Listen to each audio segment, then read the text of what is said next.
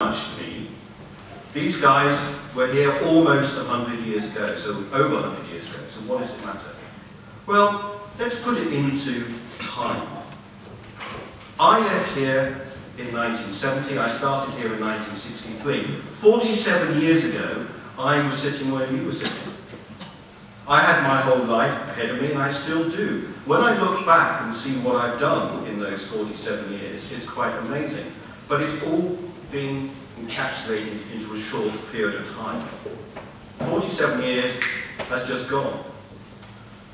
If I take that 47 years back, I'm now in 1916. Had I been here then, or leaving anywhere up until that time, I would have fought. And I would have fought as a second lieutenant, aged probably 18 or 19, going into battle, not with a rifle, not with a machine gun, but with a small pistol that I would have carried in my holster on my belt. That's all a second lieutenant would have had, apart from a stick.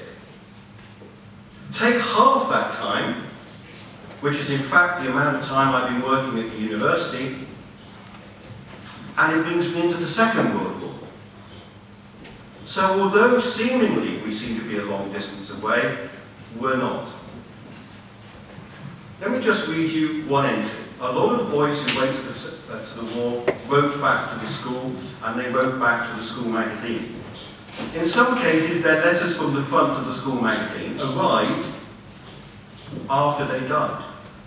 In the time it took the letter to get from the front of the school magazine, these guys had died. Let me just illustrate one. This is July 1915. I am afraid I am now the only OR left in my battalion. Please give my kind regards to all those masters who I know, and tell Mr. Cook that my OTC training, which is CCF now, my OTC training has stood me in good stead. In September 1915, it was reported that Second Lieutenant John Blasey was killed in action. He was 18 years old. He had just left school.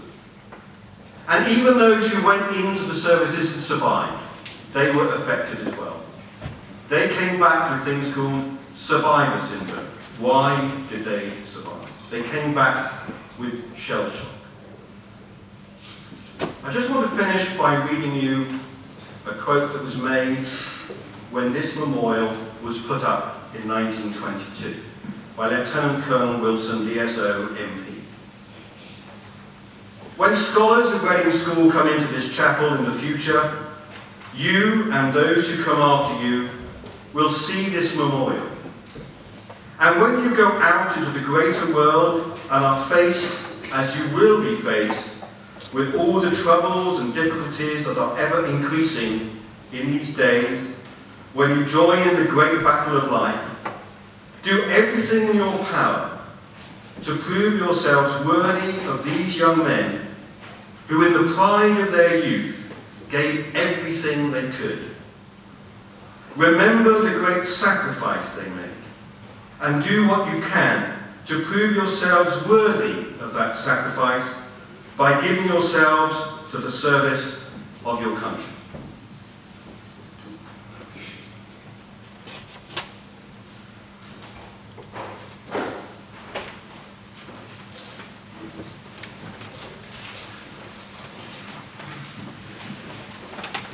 Let us pray for all those who suffer as a result of conflict.